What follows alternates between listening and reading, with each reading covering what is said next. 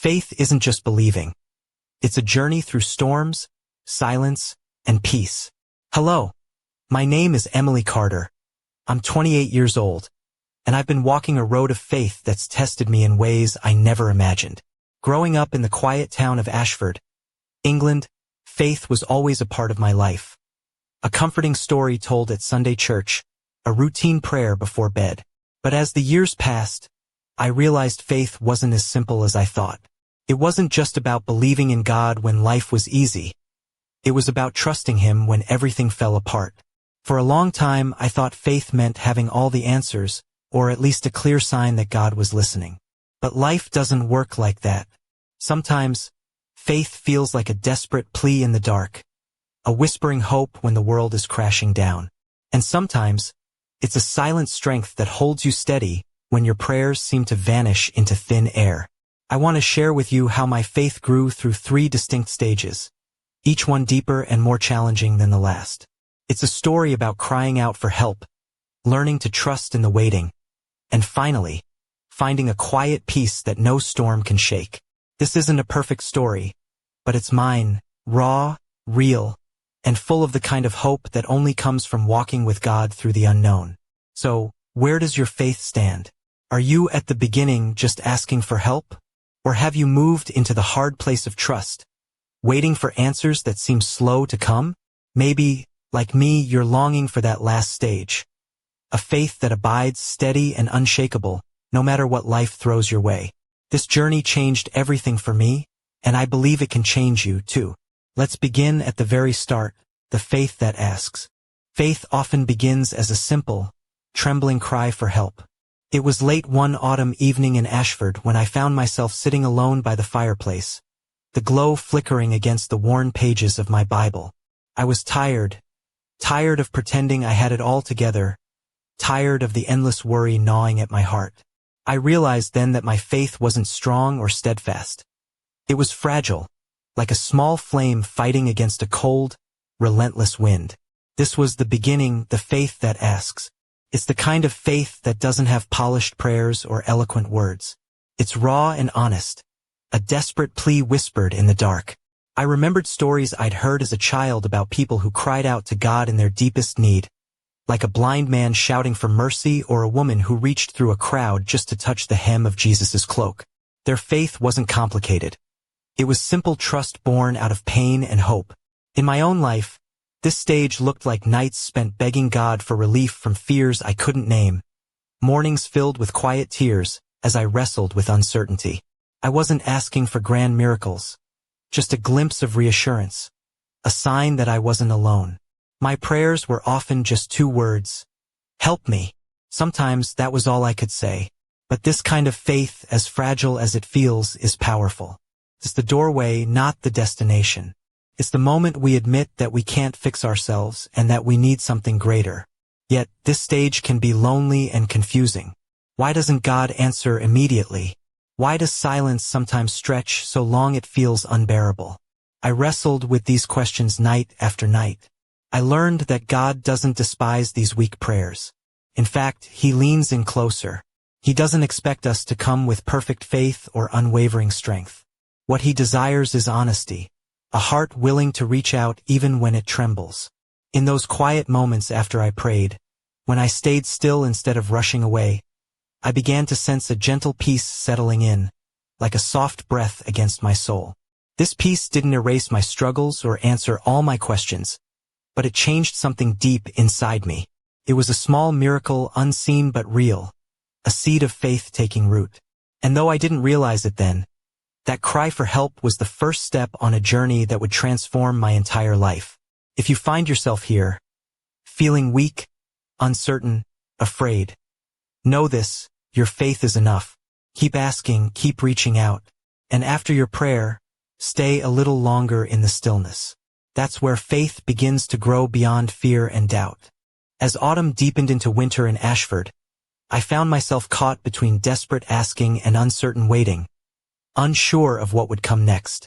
That season of my life wasn't marked by sudden answers or breakthroughs, but by an uneasy silence that stretched long into the nights.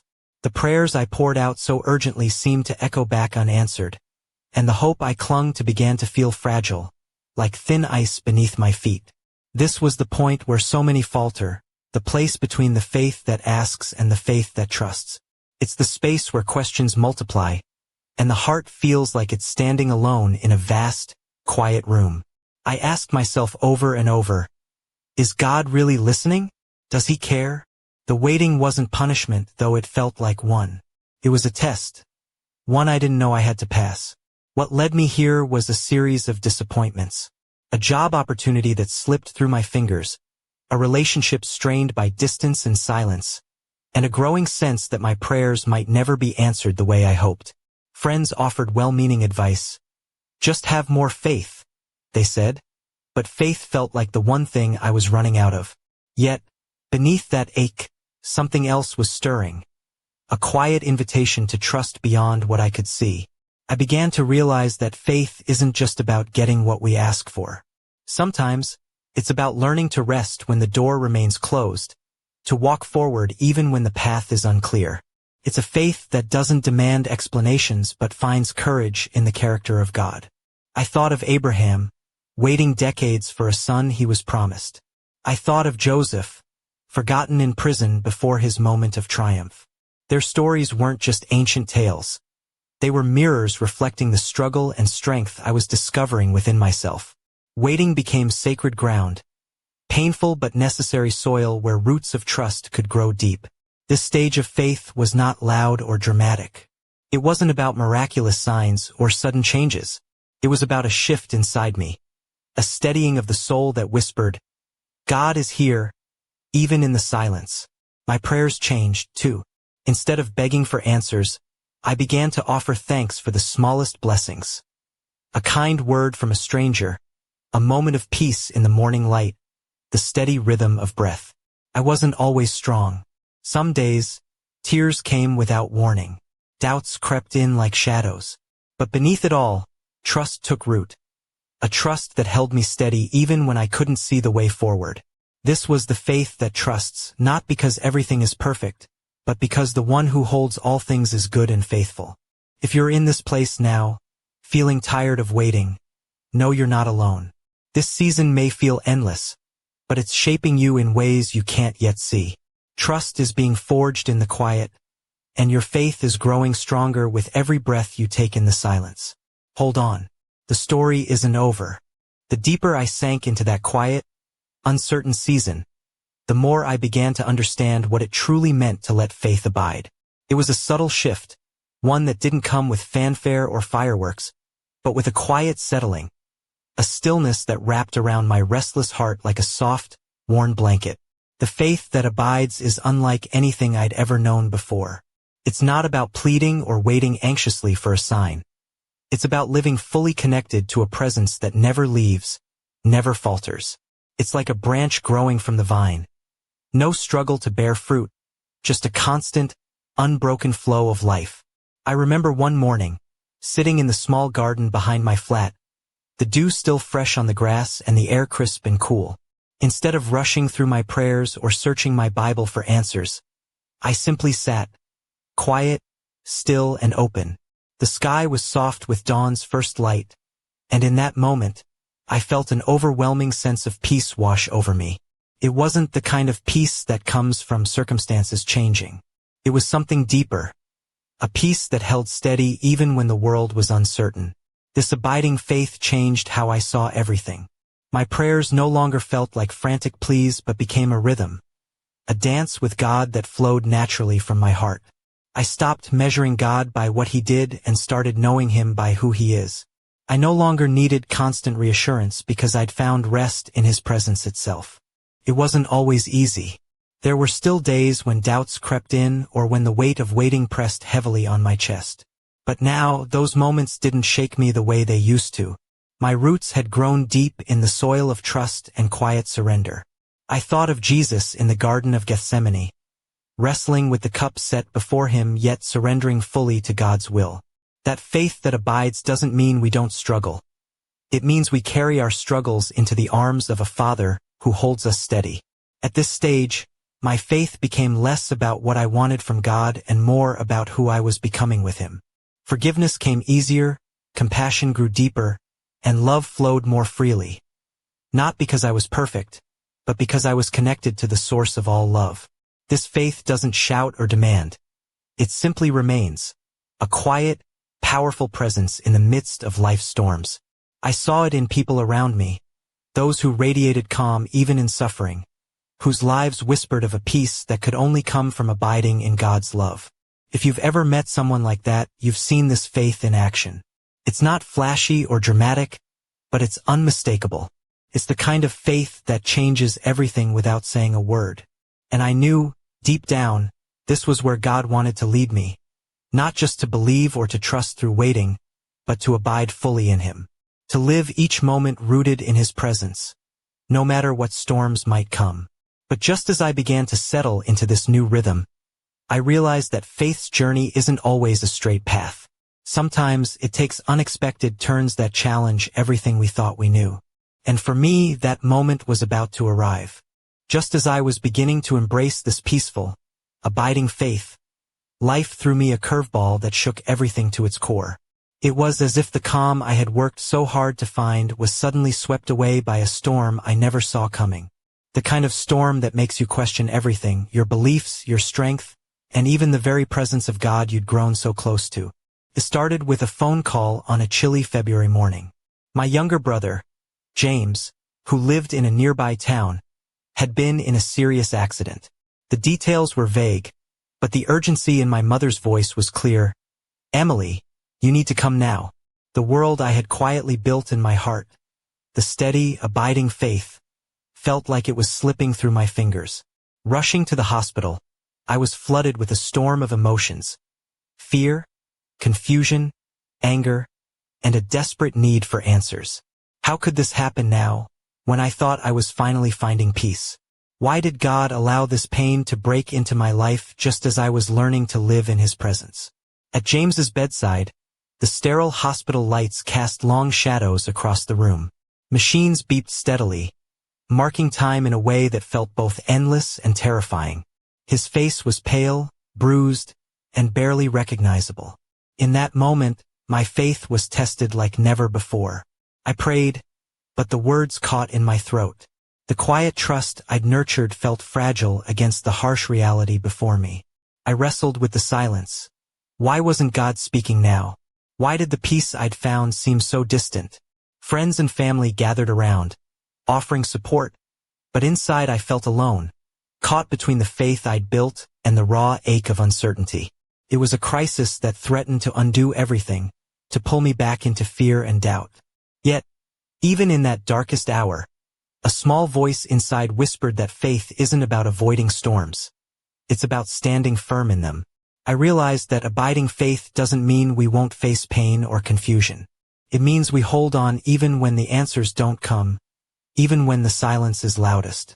That night, I stayed by James's side, praying not for a quick miracle but for strength to endure, for the courage to trust God's presence even in the unknown. The journey of faith was far from over.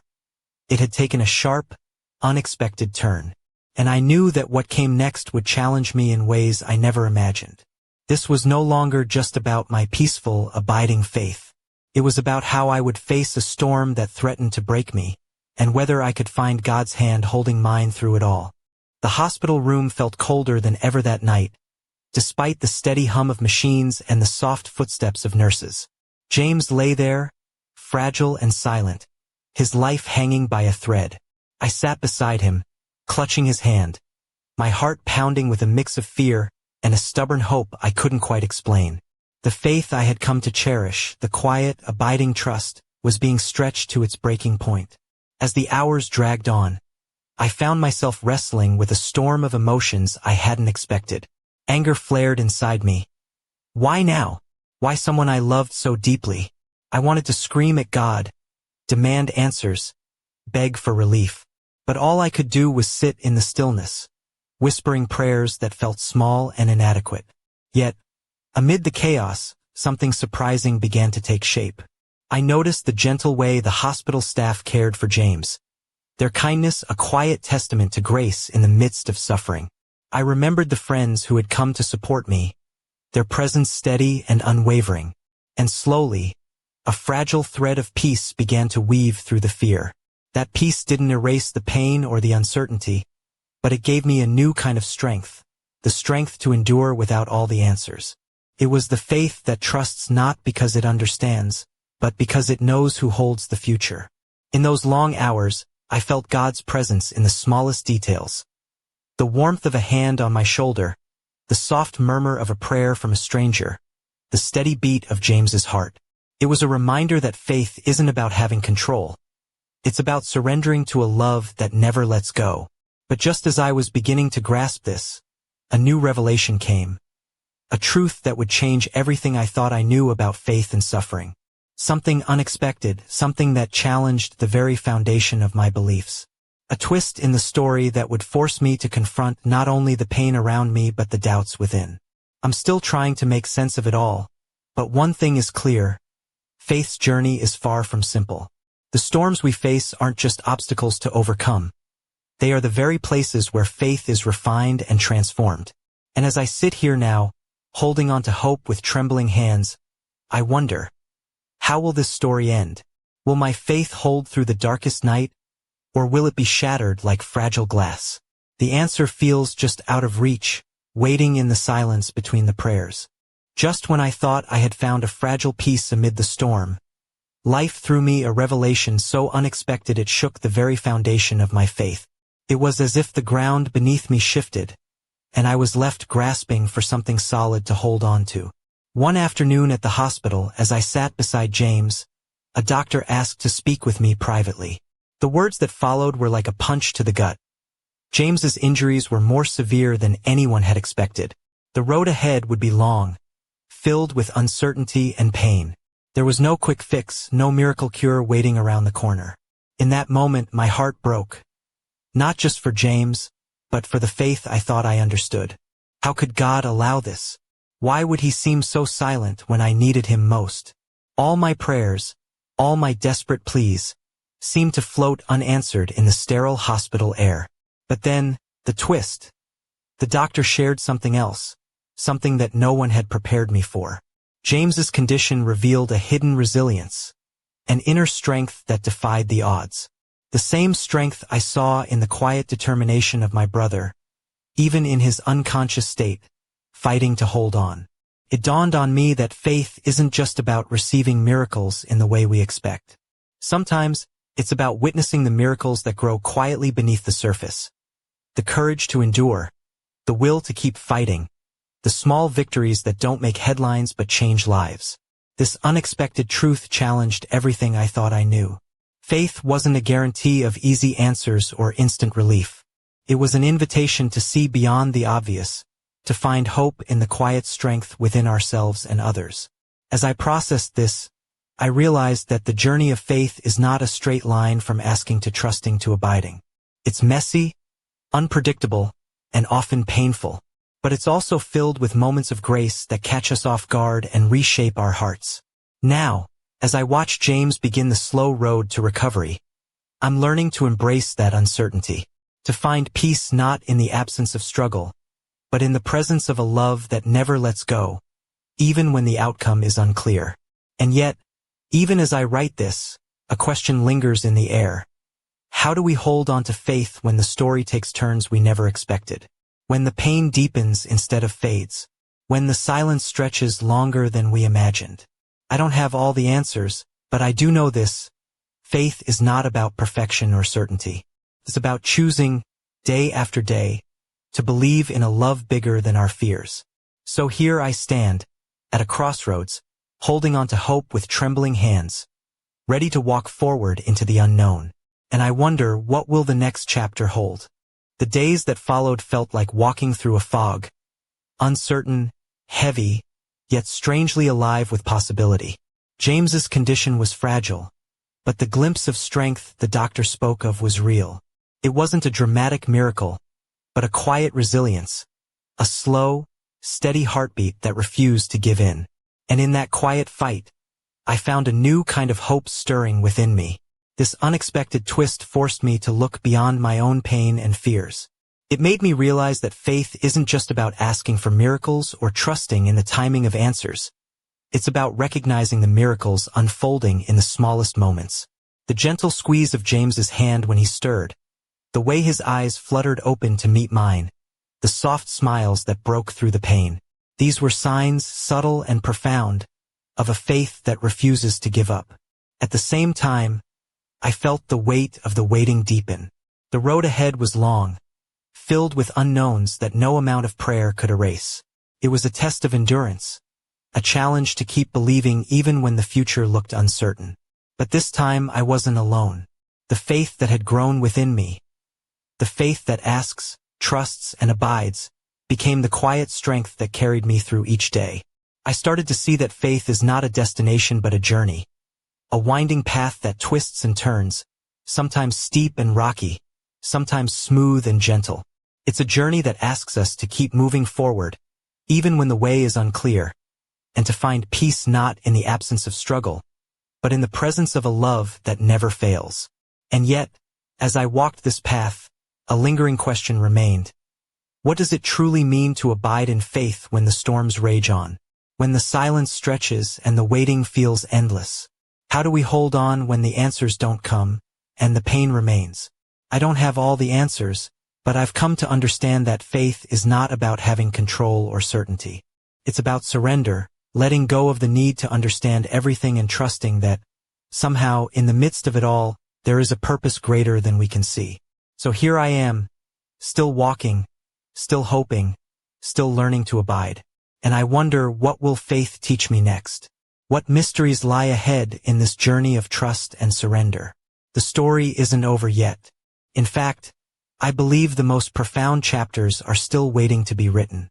The weight of uncertainty settled heavily on my shoulders as the weeks stretched on, each day blurring into the next with the same quiet rhythm of hospital visits, whispered prayers, and stolen moments of rest. James's condition remained fragile, hanging in that delicate balance between progress and setback. And through it all, my faith continued to stretch in ways I never imagined. I began to notice something profound. Faith wasn't just about the big moments, the answered prayers, the miracles that make the headlines. It was in the small, almost invisible acts, the gentle touch of a nurse's hand, the shared smile between weary family members, the soft sigh of relief when James showed even the slightest sign of improvement. These moments became anchors for my soul, reminders that God's presence wasn't confined to dramatic displays, but lived in the quiet spaces between. Yet, even as I clung to these flickers of hope, a new tension arose within me. How do you keep believing when the answers you long for remain out of reach? When the waiting feels endless, and the silence becomes a deafening roar? I wrestled with these questions in the stillness of the night, my heart torn between trust and doubt. It was during one of these restless nights that I stumbled upon a passage in my Bible that seemed to speak directly to my soul. Be still, and know that I am God. The words weren't new, but in that moment, they carried a weight I hadn't felt before. Being still didn't mean giving up or losing hope. It meant surrendering control and resting in the assurance that God was present, even when he seemed silent. This realization marked a turning point. I began to understand that abiding faith isn't passive. It's active trust. It's choosing to stay connected to God's heart, even when the road is hard and the future uncertain. It's finding peace not because the storm has passed, but because you know the one who holds the storm in his hands. As I embraced this truth, a quiet confidence began to grow within me. I wasn't just surviving the storm. I was learning to live through it with a hope that refused to be extinguished. And in that hope I found strength. But just when I thought I was beginning to understand this new depth of faith, life reminded me that the journey is far from over. New challenges loomed on the horizon, mysteries that demanded even greater trust and courage. And I knew that the next chapter of this story would require me to lean deeper than ever before. So here I stand, on the edge of what's next, heart open and trembling. The question remains: how far will faith carry me when the path ahead is shrouded in darkness? The days slipped by with a strange mix of hope and heaviness, each one a quiet battle between holding on and letting go. James's recovery was slow, so slow that some moments felt like steps backward rather than forward. And yet, beneath the surface of that struggle, My faith was being tested and transformed in ways I hadn't anticipated. I found myself drawn more deeply into prayer, but not the kind I was used to. Gone were the frantic pleas and desperate cries for answers. Instead, I began to sit in stillness, allowing myself to simply be present in the silence, to listen rather than demand. It was an awkward, uncertain place, like learning to breathe underwater, but gradually, it became a refuge. One chilly evening, wrapped in a soft shawl, I sat by the window watching the rain trace slow patterns on the glass. The world outside was blurred and gray, but inside, a quiet warmth grew within me. I realized that faith isn't always about the grand gestures or dramatic moments. Sometimes, it's found in the small, steady acts of endurance, showing up day after day, choosing hope when it feels impossible, and trusting that even the silence has meaning. It was in these moments I began to see how much I had changed. The woman who once begged God for quick fixes had become someone who could rest in his presence, even when the future was uncertain. My prayers shifted from asking why to whispering, teach me, from demanding answers to seeking understanding. But faith's journey is rarely smooth. Just as I felt myself growing stronger, a new challenge arose, one that shook me to my core. A letter arrived from the hospital, bringing news that would change everything again. It wasn't the news I expected, and it forced me to confront fears I thought I had left behind. The twist was unexpected, the kind that leaves you breathless and questioning everything you thought you knew. It was a reminder that faith is alive. It moves, it struggles, it surprises. And now, standing at this new crossroads, I wonder, how will I face this next chapter? Will my faith hold steady, or will it be tested beyond what I can bear? The story continues, and the answers remain just out of reach. But one thing is certain, the journey of faith is never finished. It calls us to keep moving forward, even when the path is dark, trusting that the light will come. Where will your faith take you when the unexpected arrives?